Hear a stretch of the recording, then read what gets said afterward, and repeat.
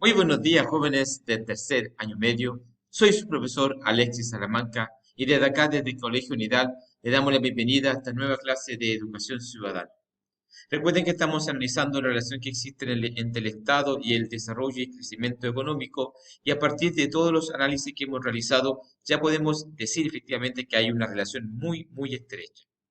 Recuerden, jóvenes, que los contenidos de la clase anterior, esta clase y la que viene a continuación de la próxima semana, estarán envueltos en una prueba escrita que ustedes tendrán que realizar a partir de la tercera semana de diciembre. Esperando que estén todo bien en sus casas, desde acá, desde el Colegio Unidad, le damos la bienvenida a esta nueva clase de Educación Ciudadana. ¿Cómo se denomina esta clase? Vamos a hablar acerca de algunos desafíos del sistema económico en nuestro país. Por ello, vamos a analizar y reflexionar sobre los pros y contras del sistema económico que existe en nuestro país. Y que yo creo que a partir de todo lo que hemos analizado, ustedes ya han reflexionado acerca de los pros y contras de este sistema económico que tiene como objetivo lograr el desarrollo económico. Empecemos, jóvenes, con esta clase de hoy. En primer lugar, vamos a reflexionar sobre algunos desafíos de nuestro sistema económico actual. El actual modelo de desarrollo económico político que ha tenido Chile durante los últimos o durante las últimas 3 décadas ha mostrado un progreso considerable, traducido en un crecimiento económico sostenido y acompañado de progreso social y estabilidad política, aunque evidenciando alto índice de desigualdad y segregación social. Les recuerdo, jóvenes, que lo que estoy comentando fue diseñado para efectivamente que ustedes comprendan y reflexionen lo que está ocurriendo actualmente en nuestro país. Y nos refleja efectivamente cuando se elaboró esta presentación. Por lo tanto, ustedes pueden cuestionar, y es así, y deben reflexionar por lo que está ocurriendo actualmente en nuestro país y el mundo en general. ¿Ya? Pero sin lugar a dudas, la aseveración de que este sistema económico ha acompañado el progreso social y estabilidad política es algo que no se puede discutir. Eso sí, con alto índice de desigualdad y segregación social.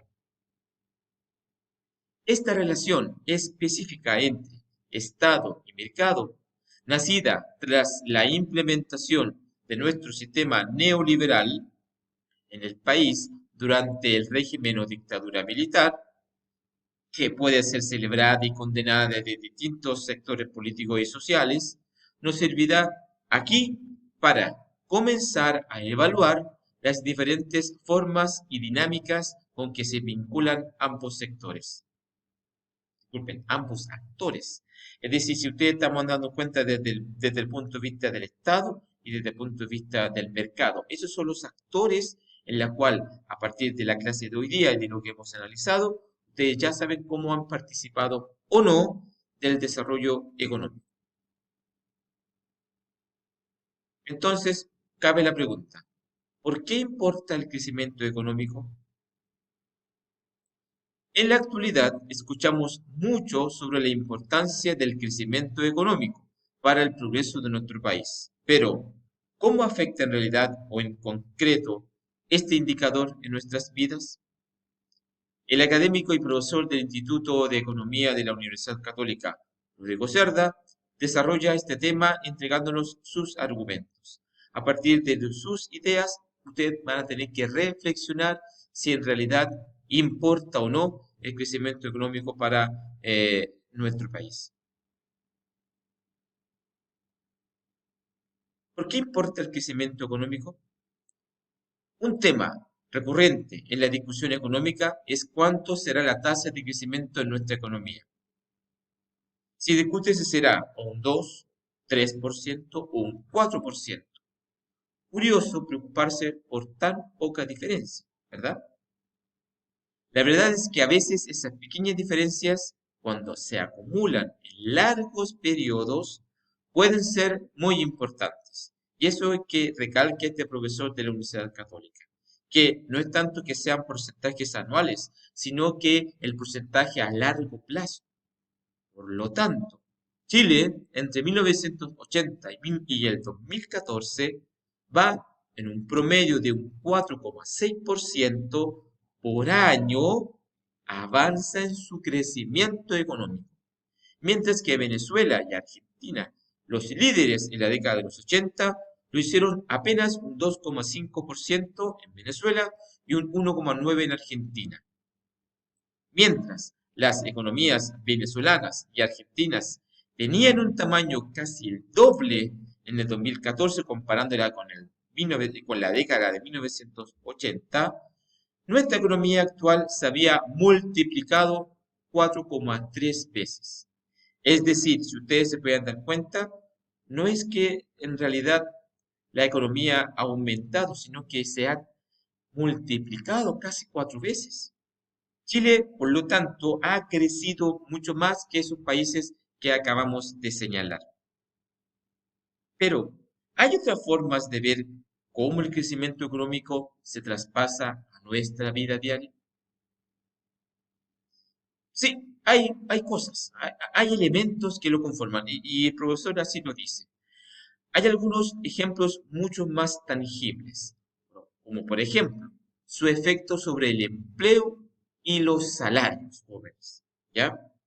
Y claro, a medida que aumenta el tamaño de la economía, debido al crecimiento económico, las empresas, al querer aumentar su capacidad productiva, contratan a más trabajadores.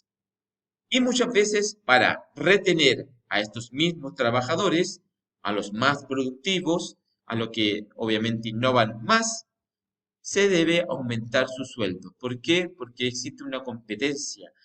Las empresas, ¿verdad? Captan a trabajadores que están logrando una alta productividad y los llaman a sus empresas, ofreciéndoles un mejor sueldo, un mejor horario, un mejor contrato. Y eso hace efectivamente que exista esta posibilidad.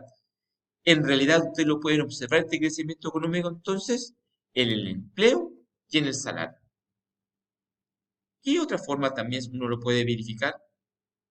Para el caso de muchas personas que no se encuentran trabajando, es decir, los desempleados, como está pasando actualmente en nuestro país, el crecimiento económico también es relevante y también es tangible, es decir, concreto. Y el vehículo que comunica este crecimiento económico con ellos es lo que se denomina el gasto público, que veía mayores subsidios o inversión pública que mejora la situación de muchos chilenos.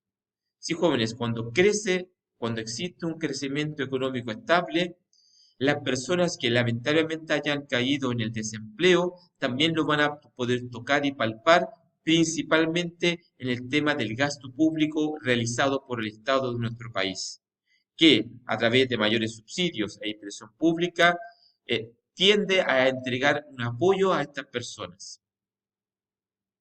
¿Qué otra forma también hay de ver el crecimiento económico en nuestra vida diaria? Bueno, y también cuando existe un mayor crecimiento económico, más impuestos recauda el fisco, lo que permite aumentar el gasto público de forma responsable, como aparece, ¿verdad?, en la imagen que yo creo que la hemos visto un montón de veces en esta clase de educación ciudadana. El impuesto es una especie de concreto, es la forma en la cual nosotros podemos y el Estado puede realizar el gasto social, invertir en los subsidios y también en la educación, entre otros elementos más. Se estima que por cada punto de crecimiento se puede recaudar cerca de 700 millones de dólares adicionales solamente en los impuestos que las grandes empresas y las personas que ganan su dinero pagan al fisco, es decir, al Estado. Y con este dinero también se puede realizar un gasto público que puede ayudar a las personas que o están desempleadas o que le han bajado el sueldo.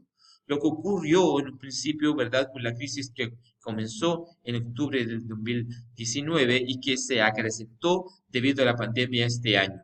y que lamentablemente los impuestos han tenido que estar casi congelados para no efectivamente presionar a las empresas en el aumento de estos. Y con lo poco o nada que tiene efectivamente este impuesto, el Estado lamentablemente no ha podido estar a la altura para poder gastar como es debido y así ayudar al resto de la población.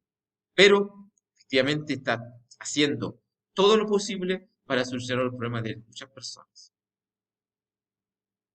Otra forma de efectivamente ver este crecimiento económico es en el tema del sistema de concesiones que está cuestionado. Es decir, reflexionemos sobre este otro tema. Veamos el caso de Quintero y Puyuncaví. Las riquezas naturales son propiedad del Estado, pero en áreas estratégicas para su desarrollo, como la minería y la energía, el Estado de Chile, en la mayoría de los casos, le cede su explotación a empresas privadas por periodos limitados. Así, el gobierno no invierte las grandes sumas de dinero que estas actividades requieren y las empresas pueden explotar libremente estos recursos pagando los impuestos correspondientes. Si ustedes recordarán la clase anterior cuando hablamos del tema de la carga tributaria, de esta forma el Estado también se relaciona con las empresas, pero estas a su vez deben pagar un alto precio de los impuestos si están contaminando. Lo que ustedes están viendo actualmente en esta imagen es la bahía de Quintero en la región, en la comuna de Pichuncaví, ¿verdad? Ambas comunas, la que concentran una gran cantidad de empresas que están destinadas a la energía y la minería en la quinta región. Si bien el desarrollo de la industria contribuye al crecimiento económico, que es algo que no se puede cuestionar, la generación del empleo y la innovación tecnológica pueden también traer perjuicios para la ciudadanía, cosa que ya analizamos en las clases anteriores. El caso de la contaminación generada por las empresas situadas en la bahía de Quintero y Pichuncaví es un ejemplo que ha tomado especial notoriedad en los últimos años en nuestro país. Sí, no sé si se acordarán ustedes cuando efectivamente un colegio tuvo que ser desalojado porque sus niños y estudiantes estaban eh, quitándole el aire. Y muchas personas en Quintero también tuvieron eh, crisis de contaminación. Esto es un problema grave, debido a que esta es una zona de sacrificio. Pero, ¿qué es una zona de sacrificio? Es un territorio donde el Estado admite que se instalen industrias altamente contaminantes, debido a su propia naturaleza o insuficiente regulación y escasa fiscalización ambiental. Ese es el concepto de zona de sacrificio. Estas insuficiencias hacen que el territorio se contamine a tal punto que los suelos y las aguas también se contagian. Y la única justificación de todo este problema son los miles de millones de dólares que ganan estas empresas, la mayoría privadas, no importando lo que ocurra alrededor de la población que vive en ese lugar y que estima que están siendo contaminados diariamente.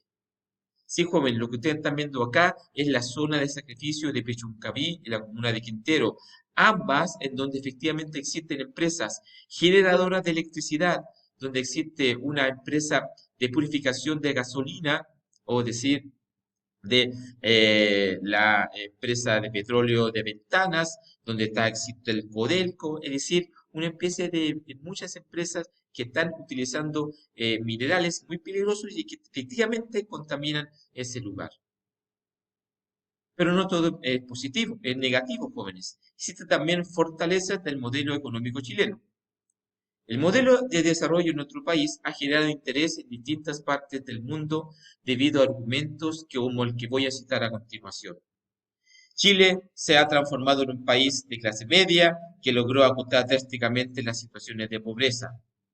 Mientras que, gracias al mayor acceso a la educación, la distribución de los ingresos en las generaciones más jóvenes es comparable también a los países desarrollados.